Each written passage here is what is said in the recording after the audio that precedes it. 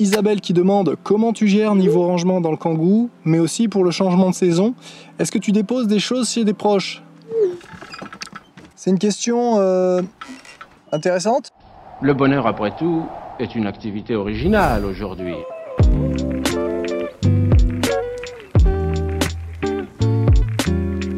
Bon, déjà, tu soulignes un truc intéressant, c'est que quand t'es nomade, surtout avec un petit véhicule, en fait, t'es pas obligé de tout prendre toute saison.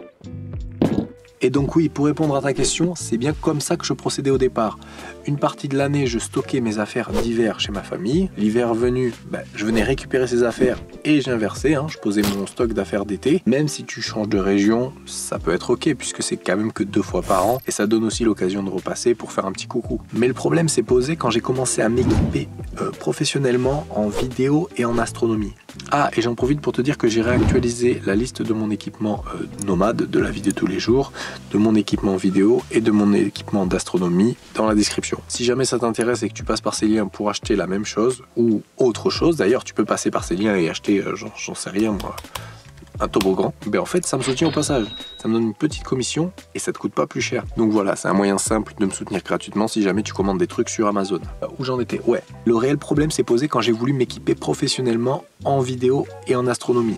J'ai pas de peau parce que ces domaines, fauchés comme je suis, sont assez coûteux. Le souci majeur que j'avais, c'était que cet équipement, je pouvais pas venir le récupérer à chaque fois, vu l'éloignement, etc. Ça m'aurait coûté une blinde. Et puis, je pouvais pas non plus laisser en permanence le matériel dans mon véhicule. Tu me diras, où est le problème? Tu leur fais une petite place et puis c'est bon, tu embarques ça avec toi. Oui, mais quand ton matériel commence déjà à être volumineux, que tu as économisé pendant plus de 5 ans, je peux te dire que tu es en apnée quand tu pars à plus de 50 mètres de ton véhicule en fait. Dès que tu vas aller acheter ta boîte d'haricots verts à Lidl, tu es là... Est-ce que ça va y être encore à mon retour? Tu deviens complètement parano, en fait, tu deviens fou. J'ai tenu comme ça pendant un an et demi, j'en pouvais plus, quoi. Parce que si t'as plus ça, t'as plus tes outils de travail, tu peux plus bosser, en fait. Mais tu vas me dire, ouais, mais Joe, il y a des assurances qui existent pour ça quand même. Oui, mais non, parce qu'en fait, dans l'audiovisuel, l'équipement est assez mal assurable. Je me suis renseigné et ce que j'ai trouvé, alors déjà, c'est des contrats d'assurance avec plus d'étoiles que dans une constellation. Et puis tu t'aperçois rapidement que le matériel d'une année sur l'autre dévalue tellement. Autant économiser cet argent chaque mois pour le cas où tu te fais voler, mais pouvoir récupérer ce matériel. Mais quand tu te lances, que tu es au début de ton activité et que les fins de mois sont difficiles, surtout les 30 derniers jours, mettre de côté, c'est compliqué. Donc en fait, tu es là, tu es juste bloqué, quoi. Tu es prisonnier de ton matériel. Ce qu'on possède finit par nous posséder. Je sais pas si t'as la ref. Après, peut-être que l'activité professionnelle que tu pratiques sur la route est bien assurée, ça ne nécessite pas d'équipement particulièrement cher.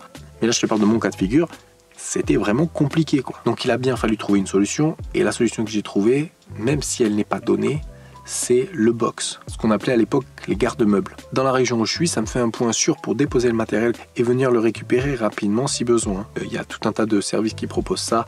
Personnellement, je paye 46 € par mois, assurance comprise, parce que les assurances sont obligatoires dans ces systèmes-là, pour 1 ou 2 mètres carrés, donc un placard, quoi.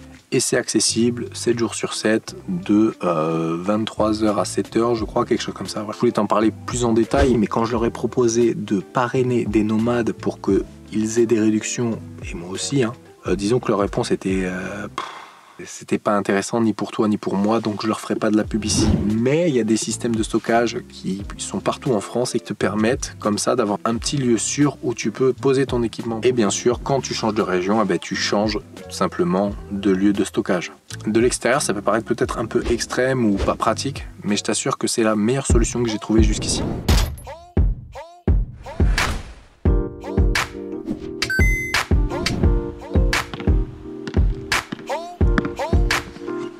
Ensuite, on a une question de Arnaud qui demande « Pourquoi ne deviens-tu pas astronome, mon cher ?»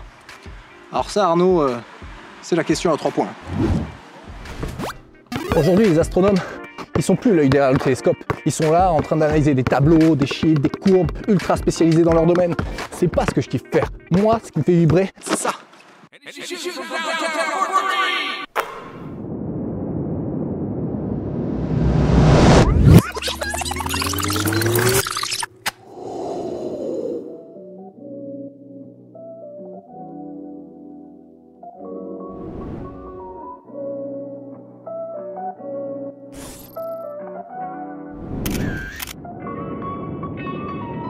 Seen it all, it can all benefit you. Femme fatale, I can't fall in love with you. Seen it all, it can all benefit you. Femme fatale, I can't fall in love with you. Yeah, whiskey in my head, Henny in a cupboard. If you want it, I'm just saying. You can have whatever, just don't ask me about it.